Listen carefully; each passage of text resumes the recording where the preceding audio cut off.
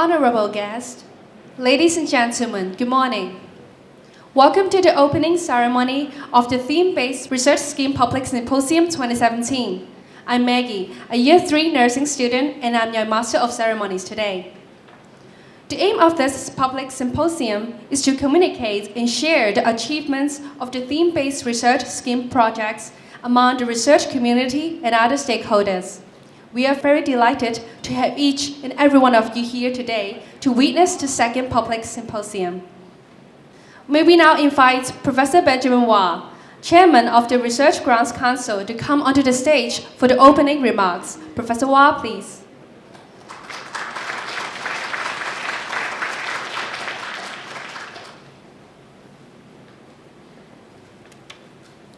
Distinguished guests, colleagues, ladies and gentlemen. Actually, I'm seeing many of our good friends, same as what we had the meeting last night and the dinner last night. But in any case, good morning. On behalf of the RGC, I would like to welcome all of you to the Theme-Based Research Scheme Public Symposium 2017. You may recall that the TRS was launched in 2010 and 11 with funding from the investment return of $4 billion of the Research Endowment Fund, or the REF, set up by the government in 2009. Its objective is to focus on the academic research efforts of the University Grants Committee-funded universities on themes of strategic importance to the long-term development of Hong Kong. Time flies. 11 projects under the themes of promoting good health, developing a sustainable environment, and enhancing Hong Kong's strategic position as a regional and international business center, funded in the first 2 rounds, have already been completed. So this is really an exciting time to see the results are now available. Today, the project teams will show us the achievements and impacts of their research through presentations, poster displays, and demonstrations. The remaining 3 projects funded in the 3rd round are in progress. The project teams will share with us their progress and interim results. I'm confident that through today's program, we will be excited by the project team's discoveries and impressed by their success stories. Today, we have guests from the government, research community, and industry partners. You will notice that some project teams have already set up their own companies to commercialize their efforts and research outputs, while some others are developing their technology transfer plans.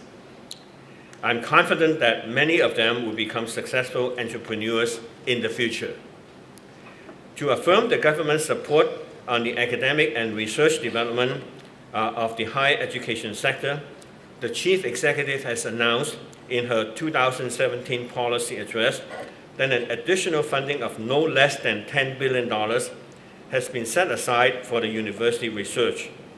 Depending on the outcome of the review conducted by the Task Force on Review of Research Policy and Funding, led by Professor Cui Lap-Chi, the government would consider how resources should be provided to further support us in the academic and research development of the higher education sector.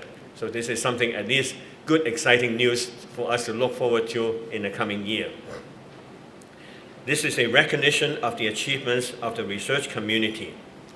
With such encouragement, we are expecting more excellent research that would bring long-lasting impact and benefits to our society. To encourage researchers to submit high-quality research proposals under TRS, we will start today's program with a plenary session on the funding mechanism of the TRS, followed by the sharing session of the project teams.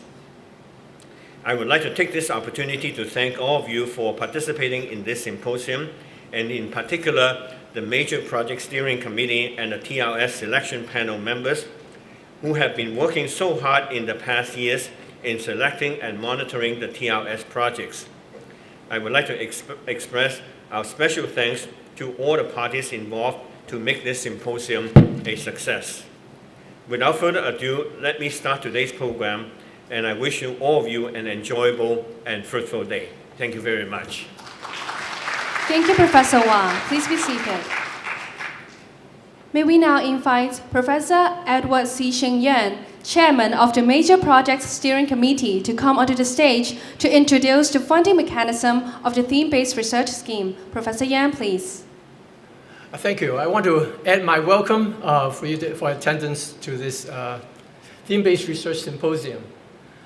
I'd like to explain a little bit, in case you have not noticed, what the TRS scheme is and how things work. I'll leave plenty of time for answering questions after this.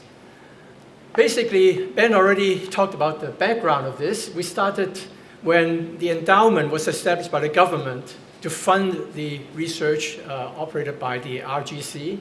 And of these, 4 billion of that is specifically designed to be relevant to Hong Kong. And the title of that scheme is called Theme-Based Research. Well, the 4 billion is, of course, the endowment itself. Annually, we have about 200 million plus or minus. So the background is that to enhance research from UCC-funded research universities, but things that are of strategic importance to the long-term development of Hong Kong. And this is what makes TRS different from the other schemes, CRF and GRF and AOE and so forth. Right? So how do we come up with research themes? In the very beginning, some of you might recall that we had held town hall meetings and solicited ideas from the community. Eventually, we established certain areas, and these are approved by the government through a committee, steering committee for research themes. So even though it is a solicitation of ideas from the community, the themes were actually designated and approved by the government through this committee. And under each of these themes, there are grand challenge topics, again, suggested by RGC from what we know, and then approved by the government. The themes that were established are basically there for good reason, but the grand challenge topics are generally more like examples of things that are involved in the theme, in case this is just one line. There are more detailed descriptions of the grand challenge topics in our literature from the RGC. So in the beginning, the first round was 2011, 2012.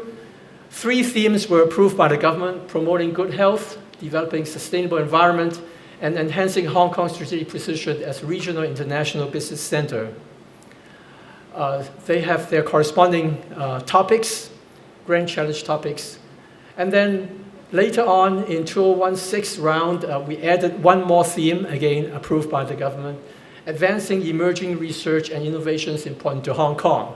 Now this is slightly broader and less defined, specifically to allow for changing environment, science changes, the needs of Hong Kong changes, and this will allow new and emerging research to quickly be studied under this scheme. So recently, in July 2017, this committee for approving themes and grand challenge topics has been retired by the government, so the responsibility is transferred to the RGC, and a new committee, slightly different name, Steering Committee on Research Themes and Topics, was formed in November of this year. And these themes and topics will have to be approved by the government on the advice of both RGC and this Steering Committee. Steering Committee is chaired by Professor Chui Lap-ji, and so it will be a collection of experts and local stakeholders. Functions about the same as before. So Professor Chui is actually chairing this particular committee. We include local academics, some lay persons, and myself as a liaison between the Major Project Steering Committee and this particular study committee. So we have not held the first meeting yet, which is scheduled in about a month's time, to review the research themes and the topics of the TRS scheme. I represent the Major Project Steering Committee, and we will continue to oversee the implementation of the 2 schemes, not just TRS, but also AOE, Area of Excellence scheme, both in allowing these to be competitively funded and also to monitor and assess these projects. So these are the grand challenge topics under promoting good health. Again, there are much more detailed descriptions underneath each of these subtopics. You can read them on the RGC website. But let me emphasize again that we try to be more suggesting ideas for local people. But if you find things that are related but not exactly fit one of the keywords, that's fine. But it has to fit the theme, promoting good health. Right? So that's the only real criterion. And of course, you are in a much better position what should be done and what can be done within the capability of your laboratory and the group in Hong Kong. So theme 2 is developing a sustainable environment. Again, we have 4 grand challenge topics and much more detailed description. But even if you look through the literature, the specific projects that we have funded, they do not have to follow exactly these keywords. So my advice is don't follow the keywords, but follow the general idea and the general description and on top, and then see what can be done to benefit Hong Kong. So this is the 3rd theme, enhancing Hong Kong's strategic position as a regional international business center. And then the most recent one is theme 4. And as you recall, several years ago, we actually held a town hall meeting again before we established this theme 4 and the subtopics. This is supposed to be dynamic. And so, again, these are suggestions, and you can basically take whatever is the most recent, notable, important emerging research and what you think will be innovations important to Hong Kong and basically apply through this particular scheme. So the amount of funding, each project is of the order of up to 75 million, but of course there are projects that's only 20 million all the way up. It includes the on-cost 27%. Maximum project area period is 5 years, unlike the other schemes. Renewals are allowed, they are considered, and some have been submitted. But they are not going to have any specific advantages. Of course, you already have formed a team and a team that is productive and so forth. But we are still looking for new ideas. Science change after 5 or 6 years. There will be new developments. And so the new applications must come up with new directives, new approaches, and hopefully solve new problems to be competitive with the other proposals that are submitted. So the application process is 3-step. You submit short, brief, preliminary proposals, going to full proposals, and then finally funding. The preliminary proposals are submitted by the community, and theme conveners assign these proposals to readers, 3 readers. These 3 readers are non-local academics and local lay members, so there's no conflict of interest involved. Will be selected to list these to invitations to submit full proposals. This exercise was carried out these past 2 days by a bunch of hardworking people. Many of them are sitting here. And so it's a rigorous process, and the results will be announced early next year. If you're invited to submit full proposals, then the theme conveners will assign those full proposals again to 3 readers. The readers may or may not be the same as those in the shortlisting process, but in addition to the readers, each full proposal will be sent out for external review from overseas experts. And we have a requirement of minimum of 3 returned assessments, but generally we get 5 or 6 for a given proposal. So it's a very, very rigorous process. And then the 2 sets of information are merged so that the ones that are not so competitive will be eliminated, and then the rest will be selected for interview. And the interviews are held in June during the week of the RGC meetings, and then through a central board meeting with some input from both the readers and the external reviewers, Then we recommend funding to the RGC, which finally approves the funding. And results are announced in July and August. So what is important? Most important criterion, there are two of these that are parallel. First, it must be world-leading by international standards. Right? We don't want mediocre research. This is academic, intellectually challenging exercise. Otherwise, we won't have specific research funding for it. So new results at the top level of excellence, intellectually challenging, and significant academic impact within this theme and within those grand challenge topics. So that's one, but not necessarily the most important. Side by side, the most important consideration is the impact to Hong Kong, because as theme-based research, this is directive from the government that it must be relevant and have fairly immediate or foreseeable impact to Hong Kong. It's relevant to the future social, economic development of Hong Kong or other specific problems that are urgent to Hong Kong. So, for example, the theory of relativity will not be funded under this scheme. Right? The other criteria are more familiar, just like we have in the CRF and GRF schemes and AOE schemes. That's the credentials of the theme members. Are these people, do they have the expertise necessary to undertake this project? Will it build on existing strengths and existing maybe infrastructure or collaborations? And will this group actually have the potential for achieving high value impact?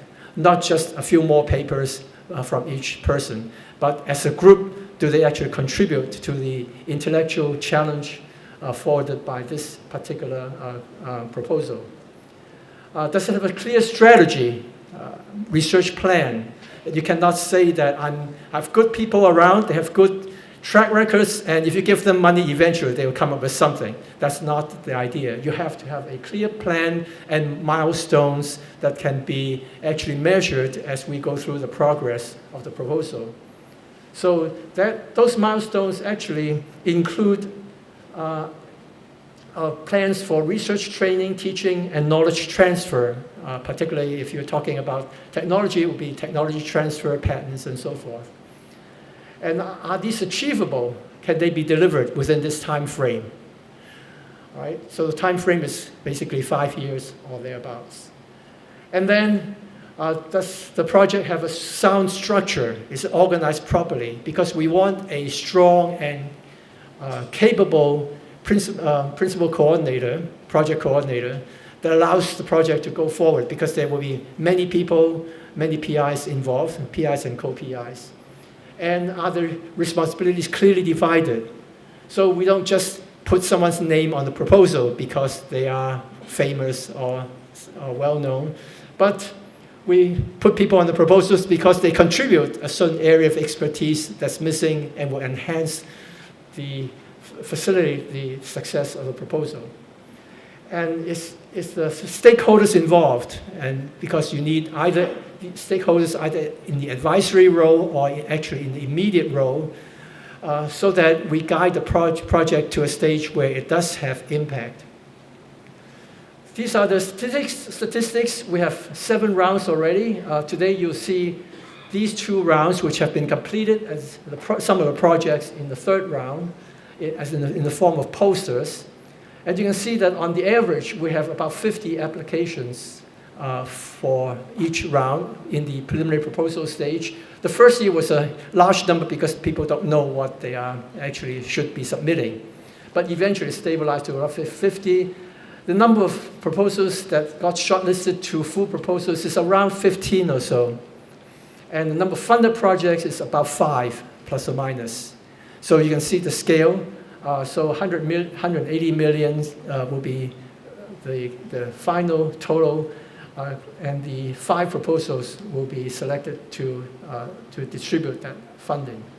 So I'll end my presentation here, and I'll be happy to answer any questions that you may have together with Professor Benoit.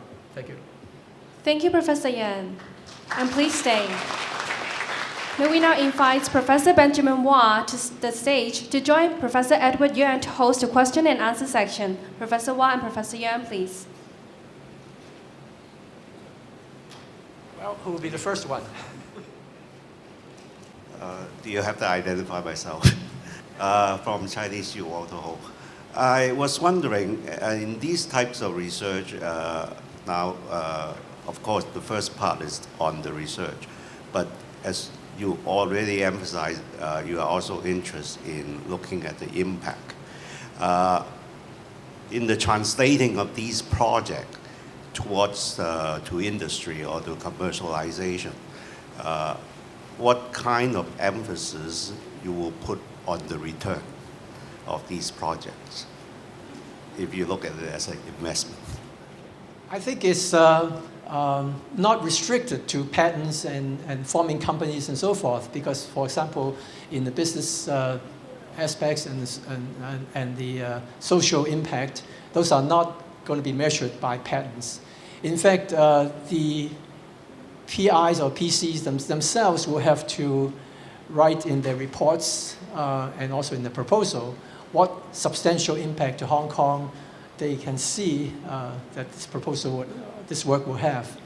And then, of course, since these will be judged by overseas experts as well as our readers, they would look at whether those are reasonable impacts, whether they are important impacts, and whether they are achievable impacts. So it's up to the community to tell us what aspects of Hong Kong they will provide significant impact.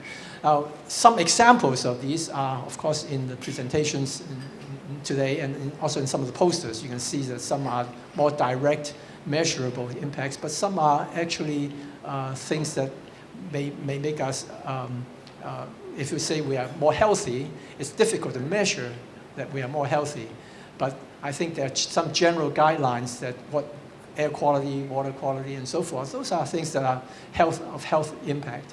And we don't need metrics, we just need sort of philosophically some ideas were leading to benefit of Hong Kong. Let me add a little bit more to that. I think when we talk about impact, we are now going to have a new scheme called the Research Impact Fund. And the way that impact is measured over there is that it has to be something of long-lasting effect, economic and societal impact. Now, how it relates to the theme-based research scheme. The theme-based research scheme is something of importance to Hong Kong, but it doesn't mean that the impact is only localized or local to Hong Kong. The impact could be international, but the topic could be of importance to Hong Kong. Now, you may question that is to say, how do we measure impact? Now, a similar process of articulating impact, similar to what we are doing in the Research Impact Fund, would be also extended to the theme-based research scheme in the coming years, meaning that we are going to apply similar requirements on the Research Impact Fund and extend that requirement to the theme-based research scheme. Now, in the Research Impact Fund scheme, we ask the PIs to articulate the pathways leading to the impact, meaning that starting from today, you may be describing research on what you are doing, and this must be of academic merit and importance. But you also have to anticipate what is the process of translating that results into societal and economic impact in the long run. So this is a pathway describing the process. Now, this should not be an afterthought, meaning that after you finish your research, then you talk about how to do the impact. Of course, in the theme-based research scheme, the PIs, in most cases, would have thought about the impact, but they may not have articulated in such a way.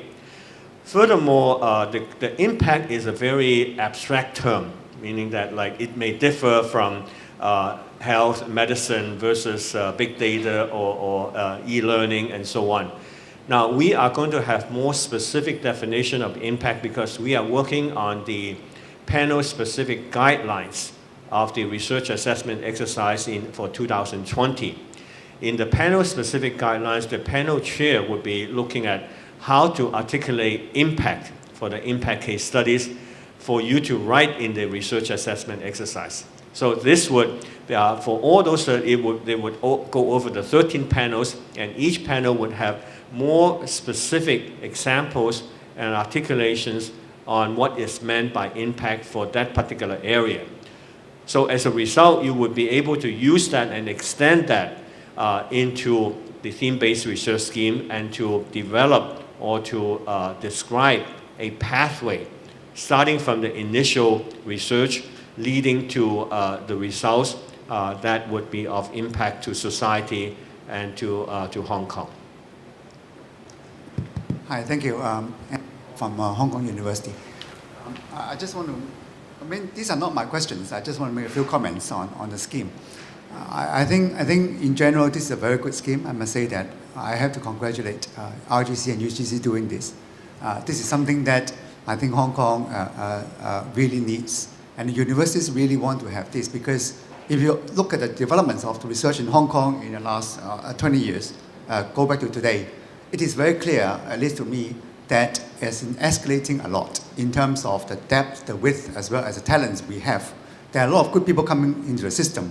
And this is why, although you look at the numbers, and of course the success rate is very low, it's very competitive, and a lot of good people are coming into the scheme. I think these are very encouraging. That means that we are doing the right thing. But my concern is always on the whether we are sufficiently capturing the best of the best ideas. And because I do have faith that we are talking about leaders of the community. I do believe in Hong Kong in that way. But my concern is that a lot of the good people coming in with this sort of success rate, with this sort of quantum, and you already have a difficult mechanism, because you don't want people to be discouraged.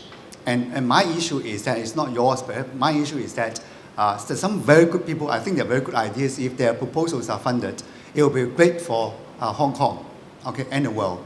And this is quite first comments I want to make.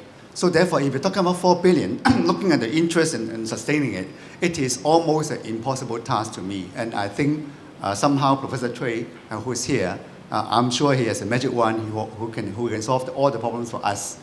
But on the other hand, you also look at the projects that are being funded, and I look at the proposals, I look at the projects, I look at the outcome, I look at the people. I think we have to be very encouraged by whatever that comes out from the TRS schemes.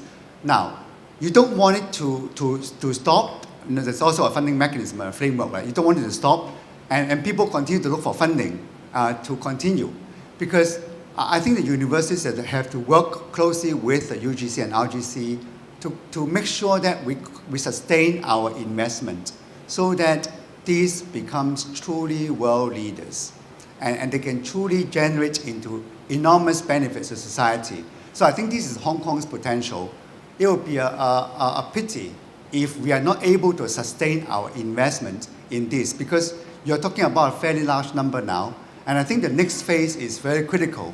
How can we sustain that into the next phase of the development for Hong Kong? So it's just something for us to think about. It's not really a question, but I want to let you know that these are the things that academics look forward to very much, and we want to support it as much as we can. Let me say something in response to that. I think there are some good news on the way. If you have heard the policy address from the chief executive, she has indicated that there will be increased spending on research. Immediately, I think that she is talking of an investment of no less than $10 billion in the research. Most likely that will be put into the research endowment fund. That will only cover the shortfall in what we have now. But she is looking forward to have the GDP spending of 1.5% in 5 years. At least that's a good gesture. Whether that, to what extent that can be realized, we still have to see. But that is something good that we would look forward to in the future. The 1.5% as compared to what we have now, 0.76% in the research spending, it would be already a doubling of what we have. Now, Of course, not all the money will be given to research projects or theme-based. We are looking for industry, university partnership, building up the ecosystem, setting up infrastructure. I think that is also critical for Hong Kong. It's not just putting more money into theme-based research and supporting what we have only exists today.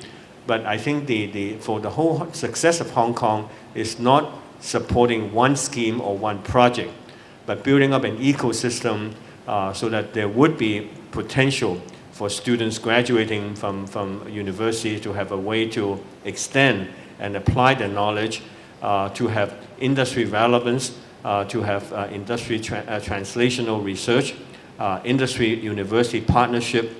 I think those are all the things that or the elements that we need in Hong Kong in order for research to be successful.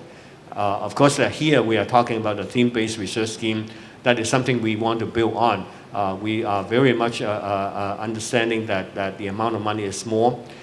So that's why we want to go through a pre-proposal stage.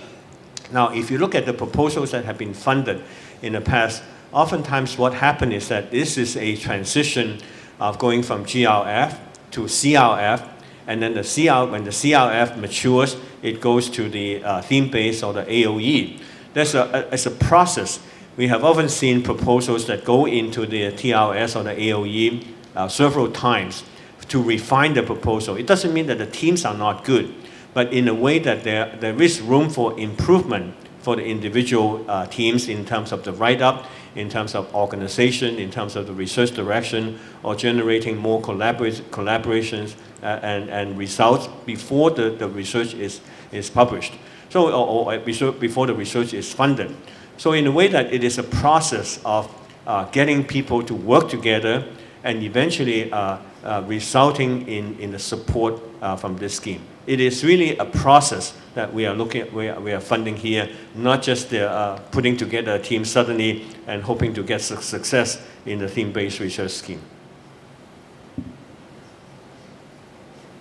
Fanny Cheung from the Chinese University of Hong Kong. I think Professor Ho's comment also relates to the sustainability of some of the successful TRS projects, because as you can see over the years, it's about the same number of projects being supported. But now we have a few very successful TRS that need to be sustained in order to have much longer term impact.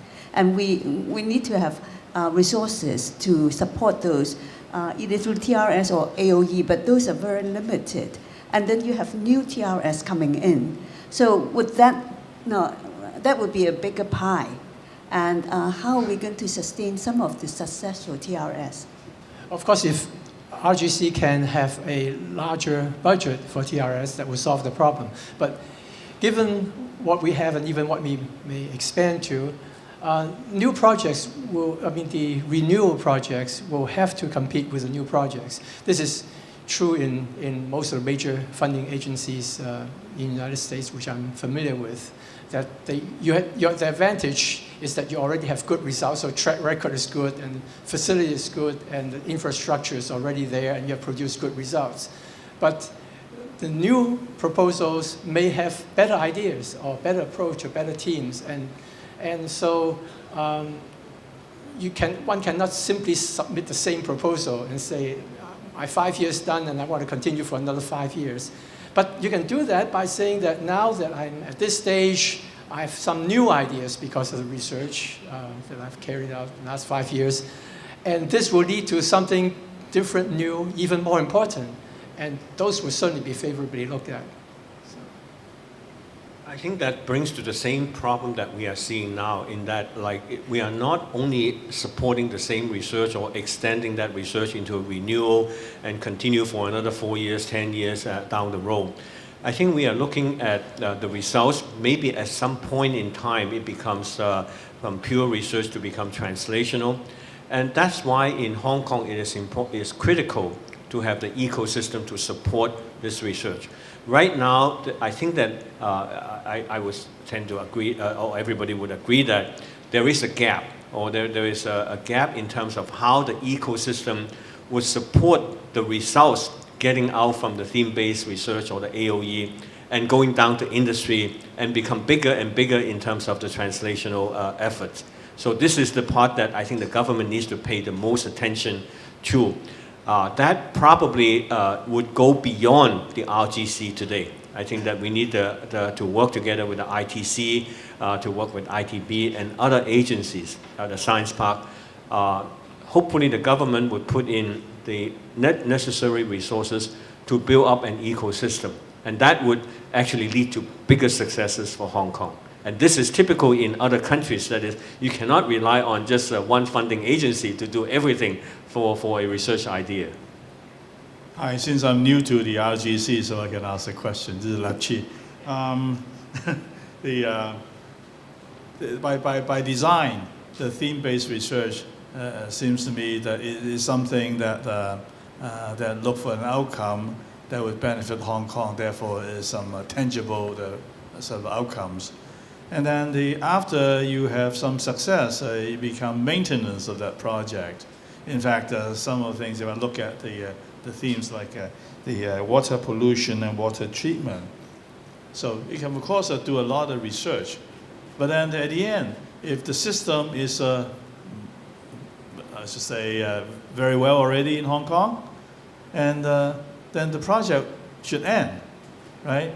And therefore, that particular theme also, okay, thank you very much. And then you have new themes coming up, and then I'm just afraid that we're running out of people. Last time, Ben told me that there are 4,444 researchers in Hong Kong.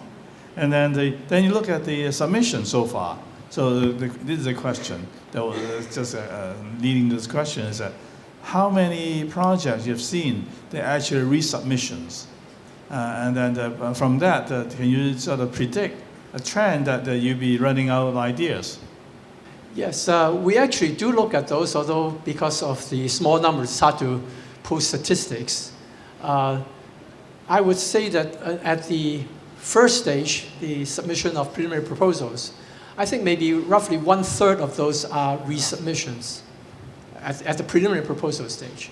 And then after competing, it's hard to say how many, but certainly renewal proposals do enjoy some comments and feedback from the previous round. And we do see quite a few of these form better teams and put in better ideas, consolidate their methods, and get funded the next round. So resubmission is okay and will be treated fairly and just like any brand new submissions. Okay, thank you. Actually, I have another question. I was asking. Before you ask, let me respond to that. I think you have raised a very good question in terms of sustainability of the themes. In fact, if you look at the statistics that was shown on the slides, the first round we have over 80 proposals, but then it dwindled into a smaller number. I think that if you look at the slides in the area, the schemes. In fact, this was a very interesting, here. If you look at the submission, first time was 89. It dwindles down to 28 in 2015 to 16. And then it suddenly jumps back to 55 and 48. You may question what happened in between. That was exactly the phenomena I raised to the committee at that time. It was because we had only 3 themes, and it was running out of steam because all the proposals, or most of the proposals funded, were in the first theme, promoting good health. And as you know, you can count the number of academics in Hong Kong in the medicine or biological or life science areas. Probably like in over the whole Hong Kong, maybe there are around 800 of those people that are in those areas, including the 2 medical schools, life sciences, and so on. And then looking at the number of active researchers who are really would be interested to work on those areas, that is again a subset. And each theme-based research scheme would involve like 40, 50 people, and you cannot recycle those people every year. So in a sense that after the first rounds, they are running out of steam in terms of how you take 5 years to finish a project, and they won't be attempting to submit yet another proposal in between. So that is why we came up 2 years ago to have a new theme that is something emerging that is of importance to Hong Kong. And this is like an open-ended area that anything can go as long as it is emerging and important for Hong Kong. And we came up things like big data, robotics, image processing. But this list could change over time. And this is how we can rejuvenate and have new ideas coming in. We open up the scope to have more people participating. And hopefully this new committee would add new topics as time flies. I mean, I would actually discuss at the steering committee whether or not there's a steering committee, whatever it is.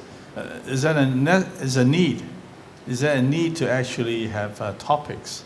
But of course, it may be a government regulation because that's a contract. You have to have a theme, then you apply underneath it. And then are you going to ask a question? Okay. Actually, the question I'm going to ask was actually Cindy's. No, let me actually respond to that, whether we need to have a theme. We already have a scheme called the AOE, which is bottom up, and there's no themes, limited over there. So, of course, the budget there is small. It's only like $80 million a year funded from the central allocation vote. And hopefully in the future that we would have put more money into the AOE. So the two schemes would complement each other. One would be bottom up, the AOE, and the other one would be top down, theme-based research scheme. Hopefully they would be of equal size in the future. Hi, my name is Cindy Fan. I'm from UCLA. I'm also, like Lap Chi, I'm new to RGC, so I suppose by definition we can be troublemakers for a little bit. So Lap Chi actually wanted me to ask a question, which I think he probably noticed that I wanted to ask a question along the line of looking at today's program. I think we have about 10 to 11 projects that will be presented. Just judging from the titles of these projects, it seems that social sciences as a whole is underrepresented, and humanities probably not even here at all. And I was wondering, of course, this is just a sample of the 35 projects that have been funded so far. So is this a representative sample of all the projects that have been funded that humanities and social sciences are not well represented? And if so, is it a function of the topics that have been identified so far, the 3 themes, or is it a function of what the selection committee is looking for? Just as an example, inequity, gender, migration, racial tensions, all of those are very important topics relevant to Hong Kong. And if someone's going to write a proposal along those lines, which theme should they submit their proposals to? Well, I don't think there's any particular bias that the panel uses. The reason that I see that a lot of successful proposals are in theme 1 is because those are very well-founded teams that have been very well established. People have strong track records, and they identify very urgent problems for health concerns. The other, I don't have all the numbers, but for example, I think the last round, only one out of 4 proposals was funded that was in the health area. 2 are in the environment and sustainable environment area. And the third one is in the 4th theme, the emerging technologies area. So we're no longer seeing a domination of one particular field, one particular theme. There were more proposals submitted in the first 2 rounds, more proposals submitted in the health area. So even if we use the same criteria randomly, more of those proposals will get funded. But eventually, I think only the best proposals are funded, not because they belong to one theme or the other. Let me add to that, in that there are disciplinary differences across the field. Example, like in health medicine, people tend to work in large teams. But in business studies, humanities, and social sciences, they tend to work in smaller teams. This actually, we see the same trend as in the CRF submissions. There are not too many proposals, even in the humanities and social sciences, submitted to CRF. And not to mention that when they submit to the AOE or the theme-based research scheme. People in humanities, we actually talk to many people in the business studies area. And for those proposals that came up, I think that they have not demonstrated good track record in the past on collaborations, meaning that they have been working on many top papers, published top papers individually in the area, but they have not collaborated. So in the sense that there is a minor deduction in terms of the qualification of becoming a collaborative research or a theme-based research. So in a sense that we try to encourage people in those areas to collaborate from the beginning. So they need to work together and not just look at submitting individual GRFs or ECS. They work together, build up their research on collaborations, go to the CRF before it coming to the TRS. So this is a process that would encourage people in different disciplines to work together and accumulating in the TRS and the AOEs. Hi, I have a question that's an applicant. So if a proposal can lead to some inventions that leads to patents that can be licensed to international companies but not to local companies, would it be regarded as not relevant to Hong Kong? It's the opposite, because you get the royalties and you get the recognition that the technology was developed in Hong Kong. So in fact, an international patent is more put in more high esteem because it's more competitive internationally rather than a local small invention. So there's not necessary to emphasize that there has to be licensed to a Hong Kong company or startup company? No, the licensing part is also, doesn't matter whether it's mainland China, Hong Kong, or internationally. Thank you. Because as long as something is being done with it that people are interested to commercialize it. Here we are emphasizing topics of importance to Hong Kong, but the impact is not limited to Hong Kong. There's a difference between topics of relevance and the impact. Impact is a different thing. Impact could be important for the whole world, but the topic is important for Hong Kong. Say, for example, if it's about agriculture and food supply, is that important to Hong Kong? Okay, thanks. Actually, I was talking to Professor Choi, promoting good health. He was saying that good food would be important for Hong Kong. So, just continuing on this theme of impact, and I was interested in your plans to encourage people to articulate long-term impact right from the beginning of the project, this pathway to impact idea. And continuing with that theme, one question is about public engagement. And I wonder if either of you would comment on how you see, whether there are any mechanisms within the scheme to encourage researchers to engage with schools, with the public, and to share their research ideas with the public. Well, this outreach and basically making the public and maybe especially legislators conscientious of what we're doing and justifying the funding is very, very important. May not be able to do it for all proposals, but any chance we have, we should do that. And there are specific efforts within the RGC for promotion of this type of thing. In fact, this symposium partly is serving that purpose. We may take the last question from the audience. If not, thank you, Professor Wah and Professor Yeung. Please be seated. This is the end of the opening ceremony. Thank you for your great support and participation.